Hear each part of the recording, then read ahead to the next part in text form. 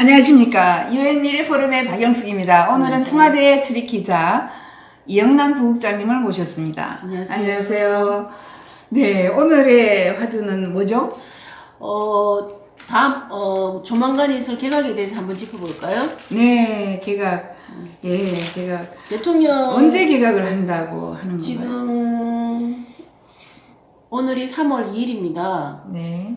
그래서 토요일인데, 그죠? 네네, 월요일. 토요일, 월요일 등 3월 7일 정도 지금 예고가 나오고 있습니다. 네. 그 전에 뭐 1월 말, 뭐 2월 뭐 이런 계속 이야기가 나오다가 이제 더 늦출 수 없는 일단 북미 정상회담까지 끝났기 때문에 개각이 더 이상 늦출 수가 없습니다. 왜냐하면 정치인 내각들이 그렇죠. 지금 정치계가 돌아가서 다음 총선을 준비해야 되기 때문에 그렇죠. 네. 더 이상 개각을 늦출 수가 없는 상황입니다. 우선은 그러면 총선을 준비하는 장관들이 몇 명이 어떻게 되나요? 김부겸, 행자부 김부겸 장관이 있고요. 그 다음에 부산 쪽에 김영춘 장관이 있습니다. 그리고 문화부 장관, 도 장관도 마찬가지고요. 도종환 장관. 그 몇몇 더 있으시죠? 네. 부산 쪽에.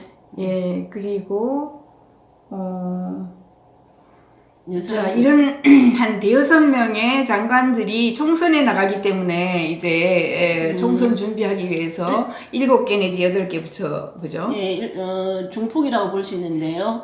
정치인 장관 말고도 또 일단 지난 연말에 국무총리실을 중심으로 해서 장관 각 부처 업무 평가를 했고요.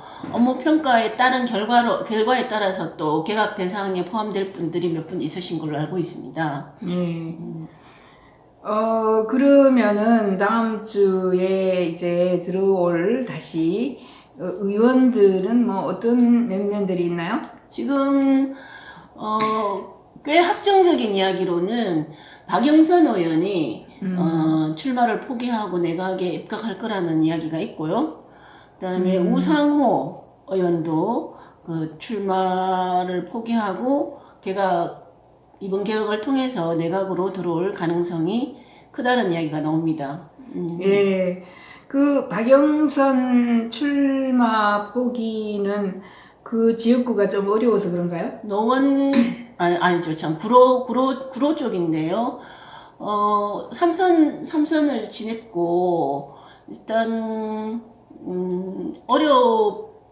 사람들이 어떤 삼선 정도 되면 지루함을 느끼긴 하는 그렇죠, 때죠. 그렇죠. 지루함을 그래서 느끼죠. 네. 대신에 인지도는 높은 측면이 있고, 또 나름 뭐 장관에 대한 행정부에서 일을 해보고 싶어하는 의원들의 심리들이 큽니다. 일단 더 큰 꿈을 더 키우기 위해서라도 어떤 집행부에서 일을 해보고 싶어하는 처음에는 또 법무장관 뭐 이런 이야기가 있다가 지금은 법무부 장관은 지금 유임되는 쪽으로 좀 이야기가 나오고 있고요. 중소벤처기업부에 입각할 거라는 설이 있습니다. 보도가 좀 나오고 있고요.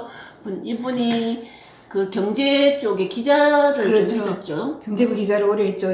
MBC에서. 그때 그래서, 저는 좀 친하게 지냈고 네. 우리 집에 딸을 저희 호주 대사관에서 인턴 했는데 굉장히 똑똑하고 아주 미녀이고 아주 굉장히 임프레시브한 그런 아이였습니다. 예. 그리고 특히 제가 알기로는 박영선 의원은 중소벤처기업부를 본인이 희망했을 것 같아요. 왜냐하면 거대한 기업, 삼성부터 시작해서 대기업과 줄곧 전쟁을 벌여왔고 특히 삼성주의 뭐 이런 일들을 많이 했기 때문에 본인으로서는 이제 거대한 기업 또는 뭐 대기업의 수명이 다해간다. 저희가 그게 미래 예측입니다. 대기업들이 계속해서 이제 제조업에서 나온 이 거대 기업들이기 때문에 제조업은 사양 산업이고 새로운 서비스 산업이라든가 뭐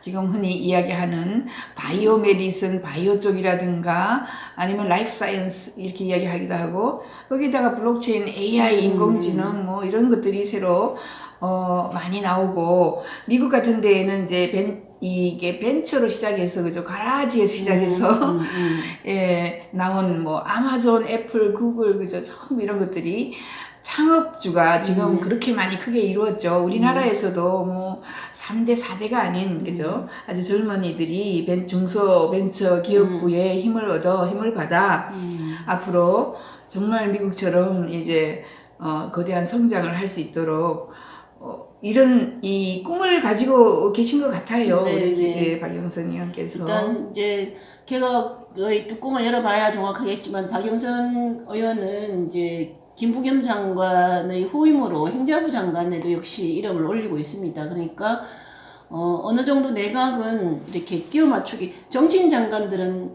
대충 어디에 넣어놔도 할 수 있을 것이라는 생각들을 하고 있는 것이고 그 의원들 그 의정 활동을 통해서 이렇게 상임위 여러 군데 상임위를 돌기 때문에 그 상임위 경험으로 행자부든 아니면 뭐 중소기업 벤처부도 할 수 있다라고 일단 판단을 하고 이렇게 끼워 맞추는 퍼즐을 끼워 맞추는 과정에서 약간은 이제 변경이 될 수 있을 것 같습니다. 장관으로서의 능력이 가능하다, 그죠? 뭐 중요한 역할을 많이 할 것이다 이런 생각을 하고요.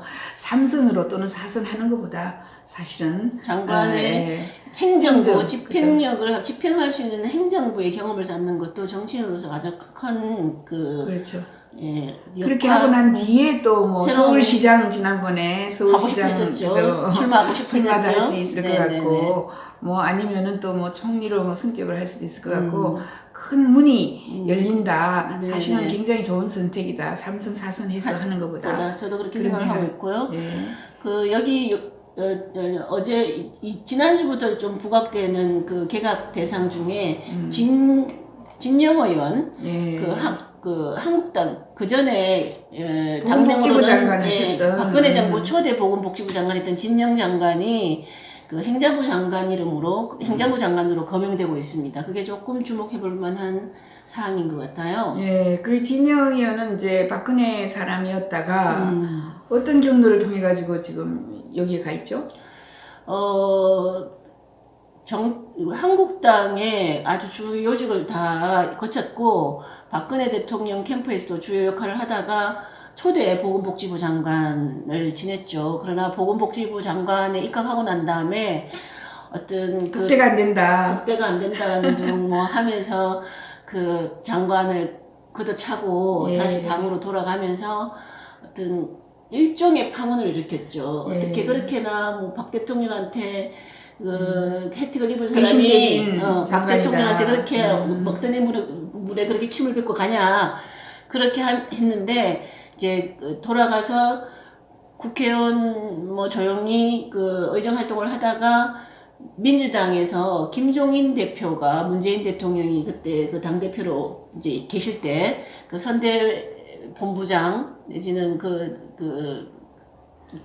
김종인 대표를 한국당에 있던 김종인 대표가 그 민주당을 맡게 될 때 그 총선을 총괄하는 김종인의 사람이네요, 그죠? 네, 그 김종인 이 사람을 민주당으로 데리고 갔죠. 그래서 민주당으로 갔는데 박근혜 초대 보건복지부 장관을 이번에 문재인 대통령 쪽에서 행자부 장관으로 지금 고려하고 있다는 거 아닙니까?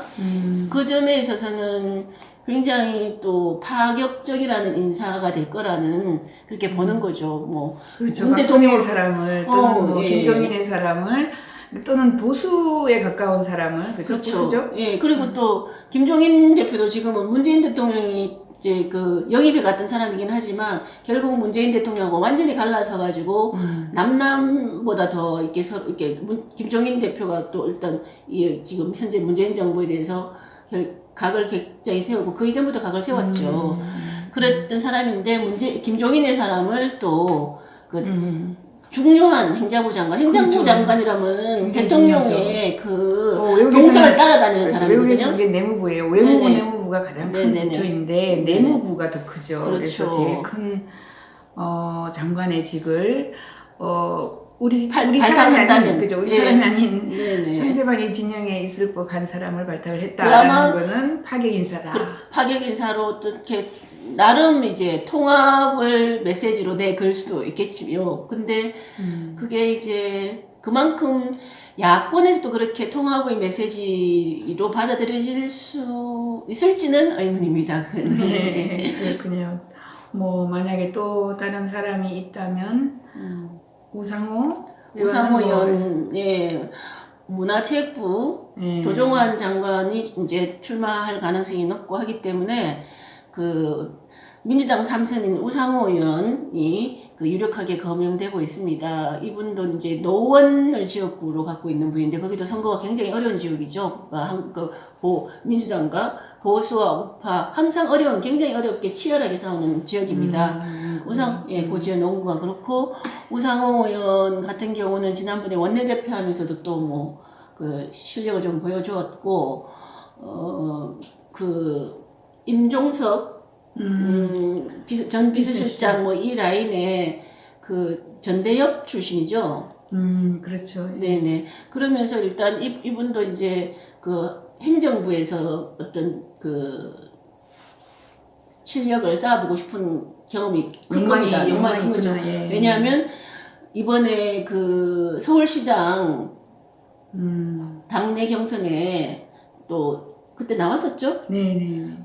박영선, 우상호 다 나와가지고 일단 서울시장을 갔다가 다시 또 대권에 대한 도전 뭐 이런 거에 대한 야심이 있었기 때문에 이제 다시 행정 쪽에서 그 경험을 쌓아보고 싶은 그 생각이 클 겁니다. 그래서 지금 문화체육부 그쪽 분야에서 계속 또 상임위 활동도 많이 하셨고요. 그래서 그 유력한 후보로 거명되고 있습니다.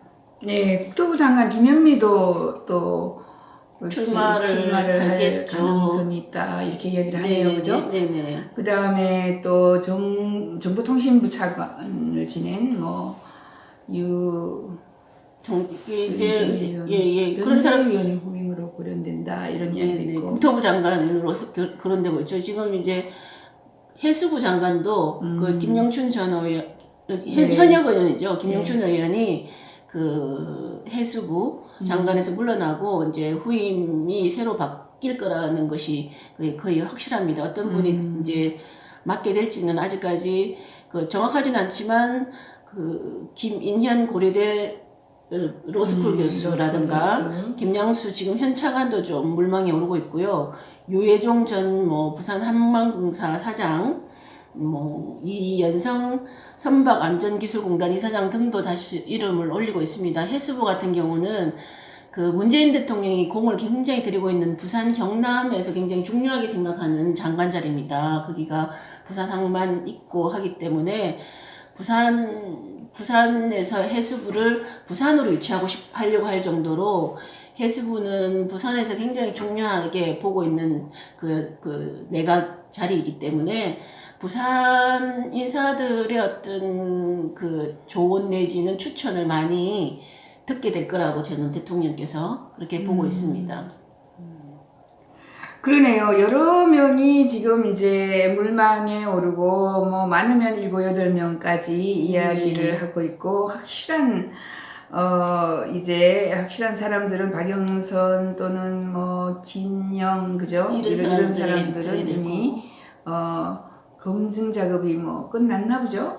국회의원들은 사실 검증에 있어서 좀 더 용이한 게 있습니다. 그동안에 그 선거를 거치면서 여러 번 이제 나름 유권자들한테 검증이 되기 때문에 그런 부분에 좀 유리한 점이 있어서 그리고 또 청문회 과정에서 현역들은 아주 유리하게 넘어가지 않습니까? 그렇죠. 자기들끼리 도와주고 잘 봐주세요. 어떤 식으로든 넘어가죠. 그 정치인 장관들을 많이 쓰는 이유가 민주당에서 청문회도 많이 고려하는 게 있고요.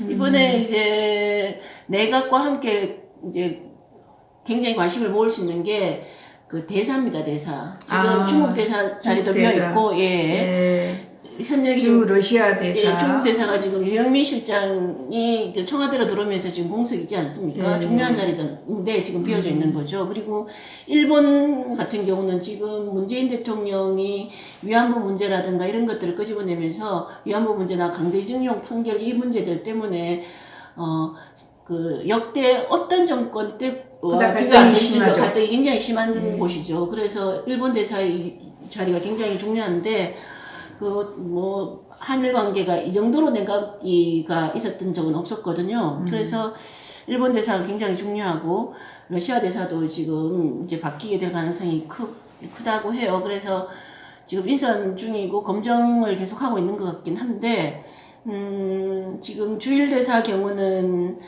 남간표 청와대 안보 2차장이 거명되고 있습니다. 거기 안보실에서 어떤 계속 그 일해왔던 그런 이제 노하우가 있어서 현 정부의 입장을 아주 잘 인지하고 있기 때문에 뭐 그쪽을 이제 교체 대상 그런 경우도 있겠어요. 이제 청와대에 있는 사람들이 네네. 자기가 가고 싶은 지역구 사람을 장관으로 오히려 끌어안치고 자기가 네네. 그 지역구를 뛰는 그렇죠. 그런 것도 이런 있고. 경우도 있어요. 예, 지금 노영민 실장 같은 경우는 원래 그 도종환 의원 지역구하고 겹쳤다라는 걸 제가 그때 봤었거든요. 정확하게는 않지만 도종환 의원이 근데 계속 거기에서 본인 자리를 비켜주고 도종환 의원이 거기 이제 지역구로 갔는데 도종환 의원이 워낙 그 지역에서 상당히 그